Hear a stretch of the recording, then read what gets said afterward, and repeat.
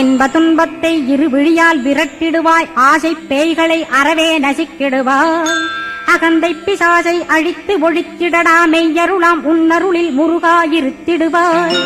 கண் கண்ட தெய்வமே கலியுக வரதனே, ஆறுமுகமான குரோ அறிந்திட்டேன் உன் மகிமை. இக்கணமே வருவாய் என் ஸ்கந்த குருவே, நீ என்னை காத்திடவே எனக்கு நீ அருளிடவே.